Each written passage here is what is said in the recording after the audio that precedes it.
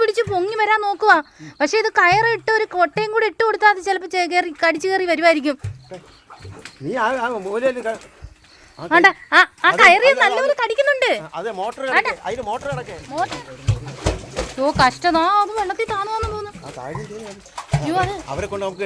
അയ്യോ അതാ കയറി കടിച്ചു പിടിച്ച് ആരെങ്കിലും ഒന്ന് വന്നു. നമസ്കാരം സുഹൃത്തുക്കളെ, ഞാനിപ്പോൾ നിൽക്കുന്നത് ചടയമംഗലം പഞ്ചായത്തിലെ അക്കോണം 6-ാം വാർഡ് ഇടുക്കുപാറ എന്ന് പറയുന്ന സ്ഥലത്താണ്.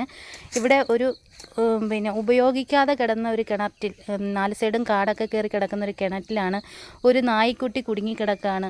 ഭയങ്കരമായിട്ടുള്ള കരച്ചിൽ കാരണം നമ്മൾ കരച്ചിൽ കേട്ടുകൊണ്ടാണ് വന്നിവിടെ നോക്കിയപ്പോൾ ഈ നായ്ക്കുട്ടി ഈ കിണറ്റിൽ അകപ്പെട്ട ഒരു അവസ്ഥയാണ്. ലൈവ് കണ്ട് ഒരു 10 മിനിറ്റിനകത്ത് നമ്മളിവിടെ എത്തി അതിന് രക്ഷപ്പെടുത്താൻ. നമസ്കാരം സുഹൃത്തുക്കളെ, നമ്മൾ ലൈവ് ഇട്ട് ഏകദേശം ഒരു 10 മിനിറ്റ് ആയപ്പോഴത്തേക്ക് നമ്മുടെ ലൈവ് കണ്ടിട്ട് നായ്ക്കുട്ടിയെ രക്ഷപ്പെടുത്താനായിട്ട് ഇവിടെ മഞ്ഞപ്പാറയിൽ നിന്നും കുറച്ച് ചെറുപ്പക്കാർ എത്തിയിരിക്കുകയാണ്.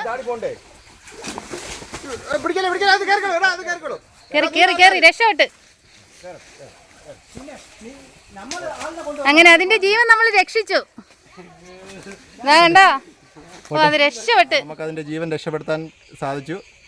റാംബോ എന്ന സഹോദരനാണ് വളരെ സാഹസ്യമായതിനെ രക്ഷപ്പെടുത്താൻ നേതൃത്വം നൽകി. അതിനകത്തിട്ട് നമ്മൾ ആ കയറിലെ പട്ടി കടിച്ചു പിടിച്ചായിരുന്നു.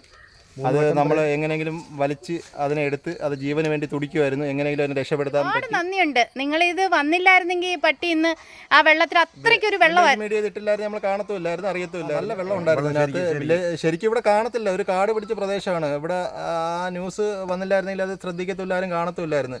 ഈ കാട്ടിനകത്ത് അത് കിടന്ന് ചത്തുപോകത്തേ ഉള്ളായിരുന്നു. ഒരു കാരണവശാലും എടുക്കാൻ പറ്റില്ല. ആരും ഉപയോഗിക്കാത്തൊരു കിണറാണ് അത്.